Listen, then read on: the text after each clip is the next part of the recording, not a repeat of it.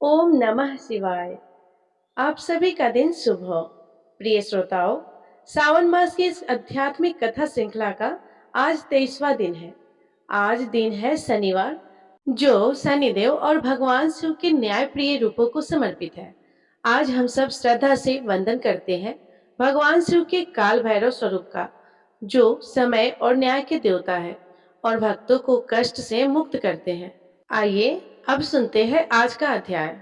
महादेव जी देवी पार्वती जी से कहते हैं, हे देवी पार्वती, इंदेश्वर से पश्चिम और अर्क स्थल से पूर्व समतेश्वर लिंग है।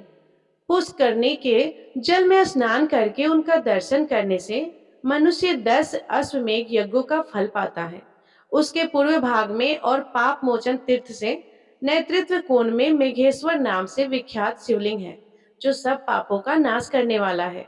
अनावृष्टि का भय होने पर वही वारुणी शांति करानी चाहिए तथा वहां की पृथ्वी को जल में डुबाए, जहां प्रतिदिन मेघों द्वारा स्थापित मेघेश्वर लिंग का पूजन होता है।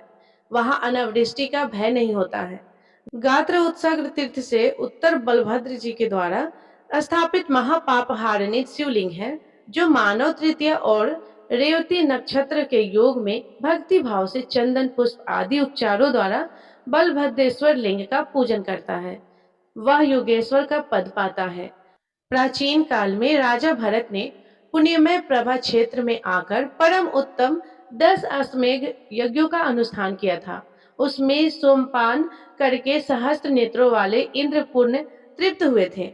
अन्न और पानी से दिन जन तथा दक्षिणा से ब्राह्मण लोग तृप्त हुए थे। इसके बाद सब देवता प्रसन्न होकर राजा भारत से बोले, महाबाहो, तुम कोई मनोवांछित वर मांगो। तब राजा बोले, जो मनुष्य यहाँ आकर भक्ति पूर्वक स्नान करे उसे 10 अश्वमेघ यज्ञों का फल प्राप्त हो। देवताओं ने कहा, राजन, भूतल पर यह स्थान दशाश्वमेधिक नाम से विख्यात होगा। महादेव जी कहते हैं कि हे देवी पार्वती, तब से सब पापों का नाश करने वाला वह तीर्थ पृथ्वी पर दशाश्वमेधिक नाम से विख्यात हुआ। इंद्रवारुण स्थान से लेकर गोमुख तक और गोमुख से अश्वमेधिक तीर्थ तक विद्वानों ने शिव क्षेत्र बताया। वहां मृत्यु को प्राप्त होने पर मनुष्य शिवलोक में आनंदित होता है। वहीं सतमेघ, सहस्त्रमेध और कोटिमेघ नाम के क्रमशः 3 लिंग हैं। दक्षिण दिशा में सतमेघ लिंग है, जो 100 यज्ञों का फल देने वाला है। प्राचीन काल में कार्तवीर ने वही शिवलिंग की स्थापना करके 100 यज्ञों का अनुष्ठान किया था। मध्य में जो कोटिमेघ लिंग है, वहां साक्षात ब्रह्मा जी ने ही महालिंग की स्थापना करके 1 करोड़ यज्ञ किए थे। उसके उत्तर भाग में सहस्त्र मेघ लिंग है, जिनकी स्थापना करके देवराज इंद्र ने सहस्त्र यज्ञों का अनुष्ठान किया था, जो पंचामृत रस, जल, गंध और पुष्प आदि के द्वारा विधि से उस लिंग त्रय की पूजा करता है। वह उन तीनों शिवलिंगों के नाम वाले यज्ञों का फल पाता है।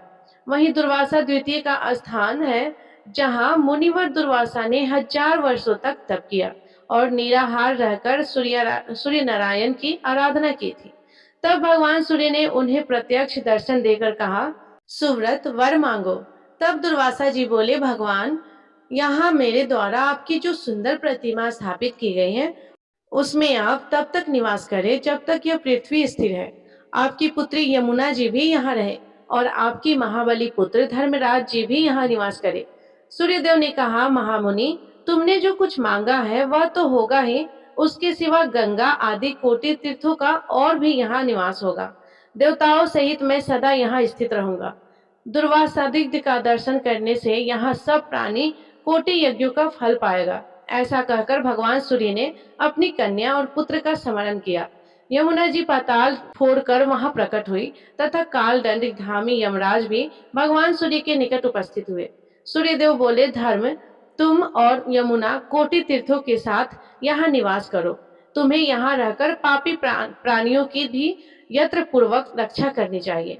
ऐसा कहकर श्री सूर्यदेव अंतर्ध्यान हो गए। दुर्वासा जी ने अपने आश्रम की ओर दृष्टिपात किया तो देखा, वहां पाताल से यमुना प्रकट हो गई और उस क्षेत्र में साक्षात यमराज भी स्वरूप धारण करके दृष्टिगोचर हुए। आदित्य से दक्षिण और दुमदबी से पूर्व भाग में यमुना कुंड है।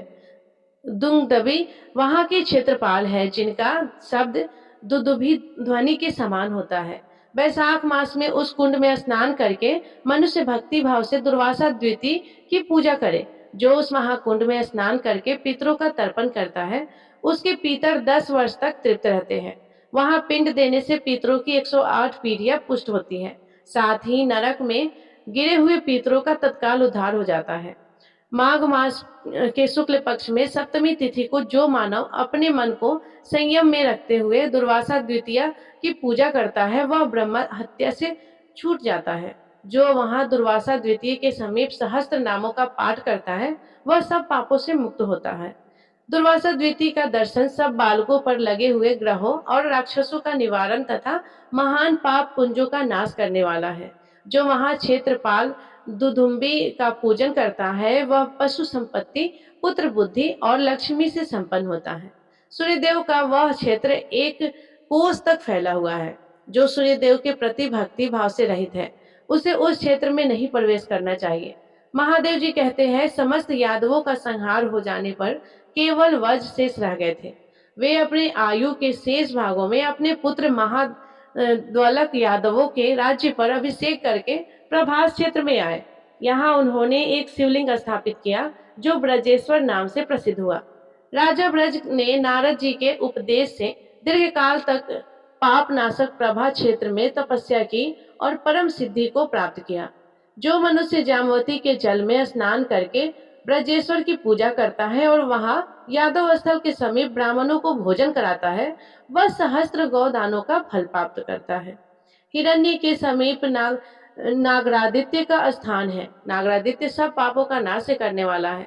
द्वारका में निग्र के पुत्र सत्राजित हो गए थे।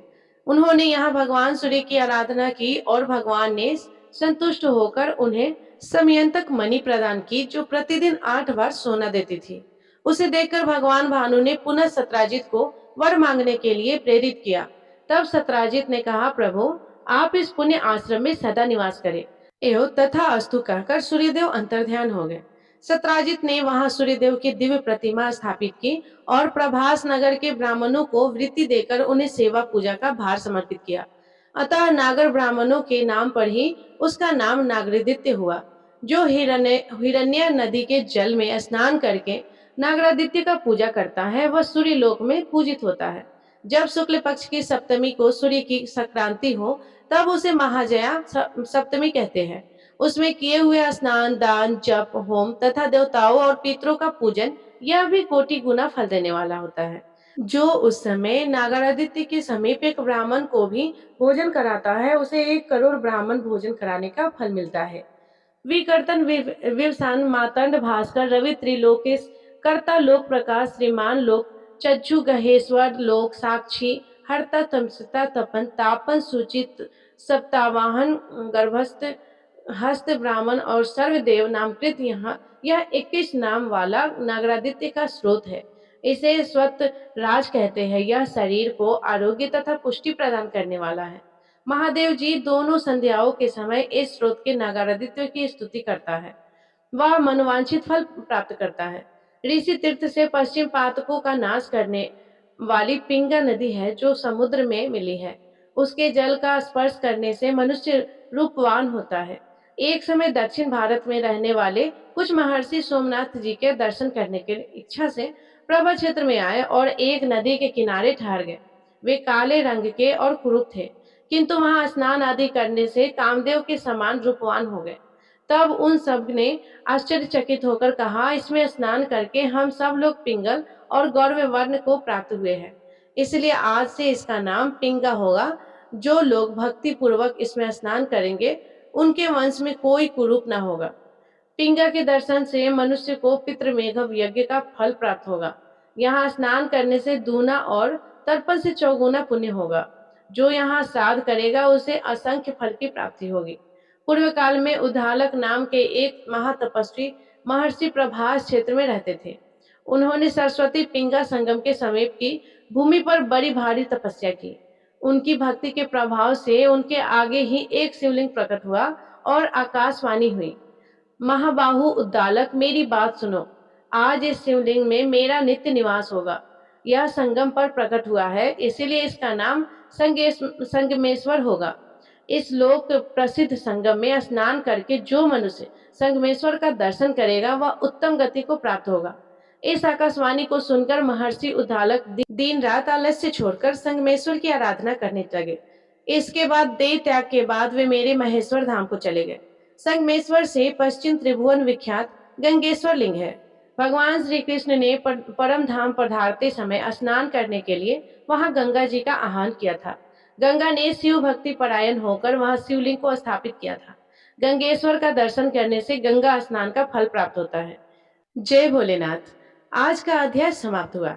इसके आगे का वृतांत आप अगले अध्याय में सुनिएगा।